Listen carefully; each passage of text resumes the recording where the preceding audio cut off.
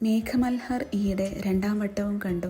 കണ്ടിരുന്ന നേരം അത്രയും ഒരു ജീവിതായുസിന്റെ പ്രണയം വീണ്ടും പകർന്നു തന്നു രാജീവും നന്ദിതയും. നന്ദിതയുടെ കണ്ണുകളിലെ തിളക്കം മറ്റൊന്നുമായിരുന്നില്ല, തൻ്റെ കളിക്കൂട്ടുകാരനോടുള്ള തീവ്രതയേറിയ പ്രണയമായിരുന്നു.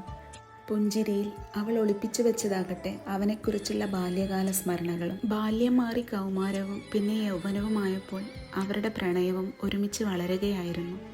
സ്വയം ആരാണെന്നും എന്താണെന്നും തിരിച്ചറിഞ്ഞ അവർ പ്രണയം ത്യജിക്കുന്ന നിമിഷം എത്രമാത്രം നേറിയിട്ടുണ്ടാവാം. ഒരുപക്ഷെ കാത്തിരിപ്പിൻ്റെ പ്രണയത്തിന് ഒരുപാട് വേദനയും എന്നാൽ അതിലേറെ സുഖവുമുണ്ടെന്ന് അവർക്ക് അറിഞ്ഞിട്ടുണ്ടാവണം. വാർദ്ധക്യത്തിൽ ആകസ്മികമായി വീണ്ടും കണ്ടുമുട്ടിയപ്പോൾ തുടക്കം കുറിച്ചത് അടുത്ത ജന്മത്തിലെ അവരുടെ കൂടിക്കാഴ്ചയ്ക്ക് വേണ്ടിയുള്ള കാത്തിരിപ്പിനായിരുന്നു. കവിത പോലെയും മഴ പോലെയും സ്വപ്നം പോലെയുമാണ് പ്രണയമെന്ന് പറഞ്ഞ് പ്രണയത്തെ നിർവചിച്ച മേഘമൽഹാർ പാടി വിരഹമേഘങ്ങളെ മഴത്തുള്ളികളാക്കി മാറ്റിയ